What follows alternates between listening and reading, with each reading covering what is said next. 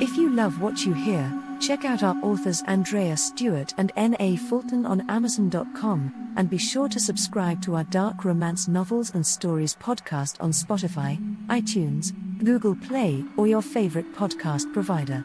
Learn more about us at AudioIron.com.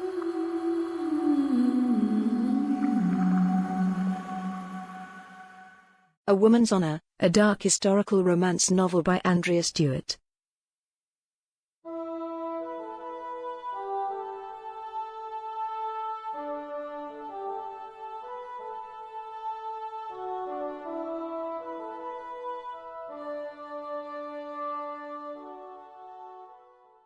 Chapter 3. Wake up, my lady, a young voice said. You must wake up. Eleanor managed to open her eyes. A child sat beside her, mopping her brow with a damp cloth. 7? Maybe 8? She had bright red hair and was dressed in worn clothes. Eleanor looked around her tower room, saw hangings over the windows, a bed, bedding, everything the Duke had promised. How had he gotten it all up here without waking her up? Please take some broth, my lady. The child held a spoon to her lips. And please don't die. Eleanor wanted to laugh at the child's desperate tone. Instead she opened her mouth and took the broth, swallowing slowly.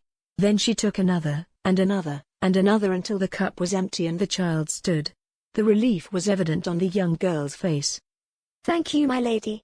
I was very worried. I think your lord would prefer it if I died. The child looked shocked. No, my lady, no. No one wants that. Eleanor found herself weeping. It was agony to hear a kind word in this terrible place.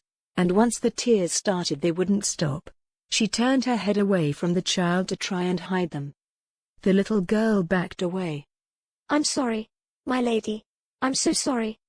Then the girl darted to the ladder and went down it so quickly that Eleanor couldn't say a word. Mary ran through the great hall to where the Duke sat before the fire. She stepped over his great dogs, and put her hand on his arm. She must have startled him, because he jumped a little. I said I was sorry. I don't know what I did. She put her hands over her face and began to weep as well. I never meant to hurt her. What on earth is wrong, child? The Duke gently pulled her hands down. I don't know why she's crying. How did I hurt her? Did I make her ill? Alan started to rise and James followed the motion. Alan said, More like she has another trick up her sleeve. The Duke pulled Mary closer. She looked more and more like Alan's wife as she grew. It was hard to think of her as the only one of their children to survive. Can you tell me exactly what happened? I was shaking her, trying to make her wake up. I waited ever so long. But she didn't. And so I shook her. Then she ate all the broth. Then she started crying. I don't know why. No food or water for 5 days will tie a belly in knots, said Alan. The Duke hushed him with a glance. Are you sure that's all that happened, Mary? Think hard. I told her not to die, said Mary, puzzling it out. And she said maybe you wanted her dead. She paused and looked confused. Then she met the Duke's gaze, clearly dismayed. Why did she say that? You are trying to help her. Don't we all want to help her? Then what happened next? The Duke asked, ignoring her question. I said no one wanted her to die, and that is when she started crying. Why is she so very sad? The Duke brushed Mary's hair away from her shining eyes. Many people in her family have died, and she misses them a great deal. I'm hoping you can help her feel better by being kind to her. I will do my best, said Mary earnestly.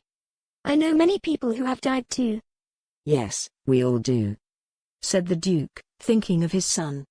Now run back to her with water from the spring. Help her drink some. She needs both food and water to heal. I hope tomorrow she may be a little better. Mary slipped away from the Duke and raced out of the hall. If that creature weren't weak as a kitten, I'd have Mary away from her. I will not have her caught up in that woman's schemes, said Alan. The Duke ran a finger across his lips. Perhaps his prisoner wife was clever and cruel, a creature that could toy with a child's heart. Perhaps she was mad, prone to tears and rages every hour of the day. Maybe she was something else. Leave Mary be for a while yet. The girl has done nothing more than weep and tried to kill herself. She's offered no violence to anyone else at all. the Duke said. That wasn't strictly true since she had seized his blade the night of her capture. But she had held the weapon as if it were an alien thing, a stricken expression on her face. She had made no attempt to strike at him even as he took it away. It is hard to imagine that she is afraid of dying. Did not she seem to desire it? Said James. She seemed quite willing a few days past. Alan agreed. She did, didn't she? Said the Duke. Alan, tell Beth to keep Mary in what she's wearing, and not to bathe her overmuch. Whatever for, my lord. You know she will need an explanation. Beth coddles Mary. Say it is a favor to me. Said the Duke firmly. By afternoon of the following day, Eleanor was sitting upright, and could carry broth in a spoon to her own mouth. The little girl, Mary, seemed entirely too eager to fetch anything she asked for, and had even brought up 3 kittens that were now wandering across the bed. Eleanor couldn't find the heart to make the girl keep her distance, or to chastise her for being less than the perfect maid. She was dressed in old, often mended clothes, and she seemed completely unaware of the dirt on her face. She was so poor. Is there else I can get you, my lady? Asked Mary for the 3rd time in the last few minutes. No, Mary. I have everything I need. Said Eleanor, wishing it were true. She gently moved the cat Mary had named Smoke onto the floor. Do you have any brothers or sisters to play with? Mary's face lost its smile in an instant. It was like a candle going out. They all died, my lady. A year ago, when we came here, there was a pox. I am the last one left. Elena, determined not to let the child affect her, said. So, you must have friends with whom you play. Mary smiled. Oh yes. Shall I bring them? She stood up, as if ready to go down the ladder to fetch children instead of kittens. Eleanor laughed despite herself. No, Lady Mary. I want you to go play with your friends while I take a nap. Mary blushed, then turned away. She was smiling and her eyes were bright. I am not a lady. Perhaps you are to me.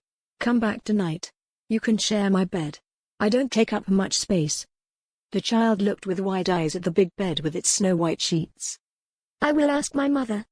Eleanor regretted the offer almost as soon as she made it. But keeping the child out of the stable, or the sooty fireplace, or wherever she slept was just a little kindness. You couldn't wage war on children, could you? Then a new wave of tears threatened to overtake her again. She remembered the children's bodies she had found in the spring. 2 of them, along with their mother, lying on the road. They had been cut down as they fled, victims of this terrible war. While she couldn't harm children, others found it easy. 2 days later Eleanor was able to move about the room and was eating solid food. Rising at dawn, she stripped her bed and dropped all the bedclothes and ticking through the hole in the floor. She told Mary to tell the guards to have it washed, and to ask the kitchen to bring her a tub big enough to get in, and enough hot water for a bath. The only basin big enough for you is my lord's copper bath. The rest of us bathe in the spring. Tell them to bring my lord's bath and enough water to fill it to the brim. To the brim? With hot water. The very hottest they can make. And tell them I want soap. Mary looked at Eleanor as if she couldn't believe her ears.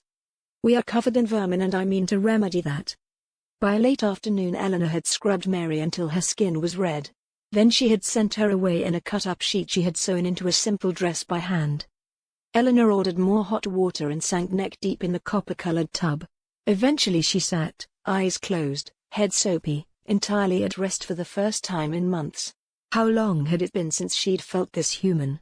It was only as the water began to cool that she admitted to herself she had to get out. She was just rising from the water when she heard someone speak from the ladder behind her.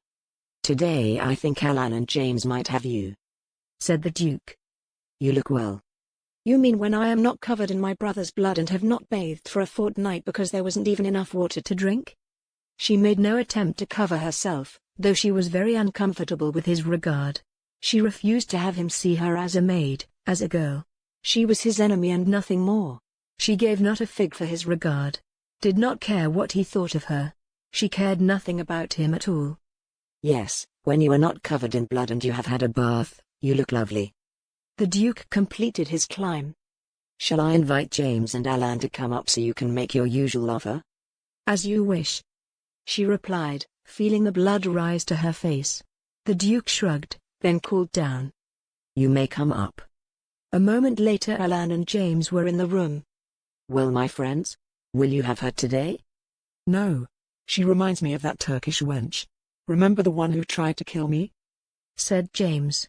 He regarded Eleanor as he might a brightly colored snake. Nor me. My wife would poison the lot of us if I strayed. Said Alan, looking at the floor. Unable to bear the embarrassment any longer, Eleanor pulled on the simple gown Mary had brought her. It was at least twice as big around as she required and it only fell to her knees. Maybe next time I will suit you better, she managed to say. It took a lot of effort not to lower her eyes. There was a long pause that Eleanor didn't try to fill. The Duke finally took it upon himself to break the silence. Your mother wrote a letter asking after you. I thought you would want to reply. He held out the folded parchment, its red seal already fragmented. You read it? Of course. And I will read your answer as well. So you can stop me from raising an army and a letter to my grieving mother? The Duke's face grew hard for a moment, then his eyes took in her bare feet and worn gown. His expression softened. So I know if I should prepare my army to fight yet again. I dare say I will send whatever you write without change, because you know what will happen if you say the wrong thing. Eleanor looked from him to the letter and back. Take it away, she said. My parents died to me the day they gave me to you. The Duke was silent. Then he opened the letter and read it aloud. My darling daughter, we have heard such distressing news of you, that you are ill or dying. We pray that it is not true. Your father has stopped making confession or taking the sacrament. Your Duke has sent us some of what we need in your name, for which we thank you. He has sent food to several villages and I am sure you arranged it. Why would you feed my people? You slaughter them one day and feed them the next? What sense is there in that? You have no people, my lady. The people I send food to belong to me, to my lands. They are mine through conquest and the vows you made me. You must come to understand this is so. Because you say a thing does not make it true. Why did he speak to her as if she were a fool? Everything your family owned is now mine. You own nothing except a grieving mother and a father who has abandoned God. Eleanor soldiered on though she knew it was unwise. Since childhood she had never been able to lose a battle of wits. What was so was so. What was not was not. So she asked. Why did you deign to marry me, my lord? She answered her own question before he could speak. Because the people themselves decide who to support, who to fight for, and who to die for. You burned their crops, you murdered my brother, you sacked our castle. Marrying me was the only way to stop the battle from raging through the winter. A battle I would have won. And what use is a blighted and war-torn land with no one left to farm or defend it? The Duke made no reply. You think the battle is over and you have won all. But one day soon you will see that all you think you have won is lost. You will wish you had never been born. The Duke had her by the arms in an instant and he shook her hard. He thrust her onto the wooden bed and towered over her. I spared your life and the lives of your worthless parents when I could have killed you. I let them remain in their keep rather than die in a dungeon. And you wish to make war on me? It would have been a mercy to kill us all. See me in my misery, trapped in the land of my enemies, soon to be sold into the slavery of a convent. See my father refusing confession and the sacrament because my brother died with all his sins and he longs to join him in hell. Pity my mother, the broken woman who had 4 sons and a daughter and lost them all to disease and war. She said, sitting up. How many have you killed with your stupid war? Do you even know the number? Do you think you bought anyone's loyalty with your slaughter? My war? The Duke looked as if he could not believe his ears. We lived in peace before you came. You and your army know only war. Know only murder. Not a moment's peace have I had, has anyone had, since you came to these lands. Your own people should rise against you and throw you down. All you do brings misery and death. Have a care, said Alan. Calling for us to fight our liege lord is treason against the king himself. The Duke, mastering his rage with great effort, threw her letter down. Write your mother. Tell her you are well fed and well treated. Tell her you will see her near midwinter. These things are no more than the truth. Alan asked.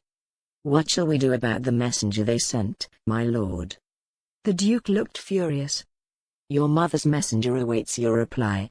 He was tasked to see you before he left. Pen your letter now and he will be brought to you so you can put it in his hands unread. Will you not read it first, my lord? Lest I raise my army? Eleanor asked in mock surprise. I am sick to the death of the sight of you. Write what you will. Weak as we are, my army can lay waste to everyone and everything you love. I am all but past caring who lives or dies. A moment later, Eleanor was alone, her mother's letter left open on the floor.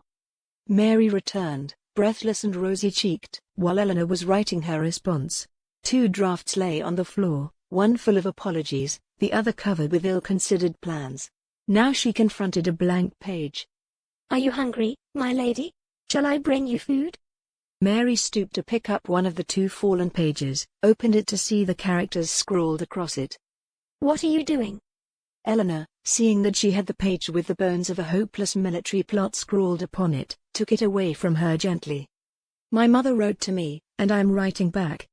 You can write? The child was clearly incredulous. Yes. My father taught me. It was hard to say the words. The hours she had spent with her father, first learning to fashion letters and then poring over books, had been the happiest days of her life. 3 of her brothers had been alive then, but she had been by far the brightest of his students. Perhaps because she didn't spend hours in the tilt yard getting knocked off her horse. That was bound to make a boy stupid. But you were a woman. I never knew a woman could write. Eleanor turned to regard the child with a wrinkled brow. Why should we not write? Do we not have fingers to hold a pen? But how do you learn? Mary crept forward to stare at the paper and the inkwell. It's an easy thing, said Eleanor. It's something anyone might learn? I am very clever. At least my mother says so. Will you teach me? Mary looked up with longing eyes. Eleanor was silent. Her affection for this child could become a problem. On the other hand, what harm could come from a few afternoons spent spilling ink on paper? Perhaps I will teach you how to write your name. I want to learn everything, said Mary, having picked up the other page. Her eyes were as big as twin moons and her smile as wide as the sky when she handed it back. Eleanor pulled the child into her arms and planted a kiss on her brow. Now, my Lady Mary, you must run along. I have a letter to write. Mary slipped away as Eleanor turned back to the task at hand. She wrote, Dearest Mother, I am well fed and well cared for. The Duke and I shall visit by midwinter. Tell Father I love him as I love you. Tell him all will be well. Eleanor. An hour later she heard someone on the ladder and looked over to find Alan emerging from the floor. Behind him followed the messenger. She was shocked to see it was not one of the men of her own estate, but a junior page belonging to Lord Armstrong. His lands bordered both her own and the Duke's to the north. Lord Armstrong had been the first to warn her father of the king's grant to the Duke, who had won so many battles in the Holy Lands. He had been given an estate which had come to the crown upon the execution of the previous tenant more than 2 generations ago. The messenger said, My lady, I was sent to see that you are well. Rumors abound of your mistreatment and the strange affairs of this keep. Eleanor rubbed her forehead, buying time while she thought of a response. Why had Lord Armstrong sent a man to her if not to offer aid? I am unharmed. And are you happy here? I am well fed and well treated. And you are a true wife to the Duke? Does he share your bed? The messenger seemed determined to have an answer to his shocking question. Alan, standing behind the messenger, replied before Eleanor could speak. He fixed his eyes hard upon her as he answered on her behalf. Tell her mother and father that all is as it should be. I must hear it from her. Eleanor pondered for a moment. Finally, she replied. Tell your master that all is exactly as he and I would have it. She didn't have to feign her discomfort. She had met Lord Armstrong, many years her senior, only twice. Neither encounter had gone very well. I shall share your words, my lady. The page took the letter she held out to him, then descended the ladder without another word. Alan stayed behind. You spoke strangely to him. What would you have had me say? The Duke beds me every night? I'll have a child in me come spring? What lady would answer such a question more boldly than I have done? And how would that serve your master's purpose? He intends to set me aside. Your words were as they should be, but there was something wrong. Tell to your master what I said. He may think of it what he will. I care not. I am a prisoner here and he has dishonored me. I said what he ordered me to say only to protect those I love. Eleanor turned her back to him and stuffed the stopper back in the ink pot. When she looked again, Alan had gone down the ladder as well. Between the Duke's estates and her own lands ran long strips of fertile ground on either side of the river. Since Annie could remember, her family had taken the rents from these crofters and provided support to those who lived there as well. When Lord Armstrong and his men had ridden to her father's keep to tell of the Duke's arrival, he had warned that the Duke would demand whatever he thought belonged to him. Armstrong told her father that the Duke was well known as a brutal warrior, and what he desired he would have. It was then that Armstrong asked for Eleanor's hand. He was thrice or more Eleanor's age and had never been counted as a friend before. So, with her father and brother consenting, Eleanor declined his request to marry. The Duke, once firmly ensconced in his keep, had shortly thereafter approached her father and brother. He too had proposed marrying Eleanor. He had said he wished to build a strong union between their estates. In that time he had mentioned his ownership of the riverside lands and his understanding that for many decades Eleanor and her family have given them their support and taken their rents. He had offered to accept the disputed lands as adequate dowry. Upon being rebuffed, he had asserted his full ownership of the properties and his intent to take over the lands. Her father, a man of letters, had merely asked for his proof that the properties he claimed had been deeded to him by the crown. 2 days after their meeting with the Duke, word came that the villages on both sides of the river had been burned to the ground. Their inhabitants were thrown into hiding. The fields had been torched and seed houses destroyed. The Duke had thus made it clear that he would have the disputed lands or they would lie fallow. Eleanor and her brother had planned the first counter-attack. Their raid on a village within the Duke's borders had left everyone alive but many structures burning. It had been a measured response. The Duke's men, shortly thereafter, attacked a northern village at night. Eleanor could still remember the charred bodies of men, women, and children dead in the shells of their burned-out homes. Then, once again, Lord Armstrong had come to demand Eleanor's hand in return for joining the fray. Upon being declined he had ridden away cursing, swearing to remain on his lands and to watch Eleanor and her family destroyed. The many months of war had left both estates with too many homeless to quarter and almost no ripe fields to harvest. At last the Duke had arrived at her keep to lay waste, murdering her brother and leaving Eleanor the only heir to her father's estate. He had demanded her hand in return for ending his campaign and leaving her parents alive. Today, Eleanor understood. Lord Armstrong had made another overture. He had asked if she were wedded and bedded. She had indicated she was not. Since the Duke meant to set the union aside and marry, might not she do the same? Could she not marry Armstrong instead of the Duke? But how could that come to pass? If Lord Armstrong attacked the Duke's keep, it would be a simple matter for the Duke to rape Eleanor, thus consummating the union. She would be the Duke's wife indeed then, and all she owned would truly belong to him. He would not be able to set her aside and she could marry no one else. If Lord Armstrong meant to forestall this eventuality, he would have to hope she kept her virtue until he could somehow arrange her rescue. Eleanor shook her head. Lord Armstrong was well known for being shrewd. He liked well-laid plans and careful execution. He was a man of schemes and tricks, not a man of action. She could not imagine that he would make a move before the spring, by which time the Duke would have secured his position through force of arms, and she would have committed herself to a nunnery, a vow she could not break. A movement on the ladder made her look up, and she saw James step onto her floor holding one end of the rope. While she watched he pulled up a basketful of fresh bedding and a new feather mattress. This was not what she had sent to the laundry, but newer, much finer things. My lord says it will be several days before your bedding is dry. He bids you use these until then. Without another word, he was gone, taking the rope and basket with him. Eleanor sat on the wooden bed frame and contemplated the room. A copper bath, new bedclothes, a new mattress, pen and paper. The prison she had been sentenced to was looking more and more like home. She wondered how long she would have it.